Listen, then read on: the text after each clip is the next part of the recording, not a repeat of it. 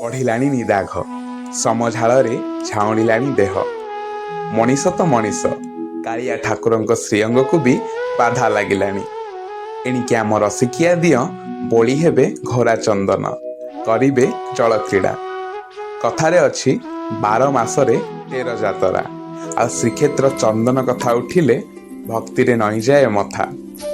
ଚାପରେ ମଧୁସୂଦନଙ୍କ ଦର୍ଶନ ପାଇଁ ଉଚ୍ଚାଟ ହୁଏ ମନ।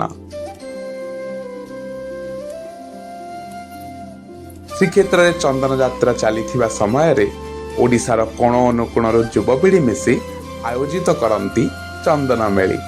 ଏଭଳି 4 ବର୍ଷ ହେବ ପୁରୀରେ ଆୟୋଜିତ ହୋଇ ଆସୁଛି ଚନ୍ଦନ ମେଳି। ଏଥିରେ ବିଶିଷ୍ଟ ସେବାୟତ, ଶ୍ରୀ ଜଗନ୍ନାଥ ସଂସ୍କୃତି ପ୍ରଚାରକ ତଥା ବରଣ୍ୟ ଅତିଥି ଯୋଗଦେଇ ମହାପ୍ରଭୁଙ୍କ ଭଜନ ଜଣାଣ ତଥା ଗୁଣଗାନ କରିଥାନ୍ତି। ଚଳିତ ବର୍ଷ ଏପ୍ରିଲ 26 ତାରିଖ ଆୟୋଜିତ ହେବାକୁ ଯାଉଛି ଚନ୍ଦନ ମେଳି 2026। ଅଂଶଗ୍ରହଣ ପାଇଁ ଆମକୁ DM କରନ୍ତୁ।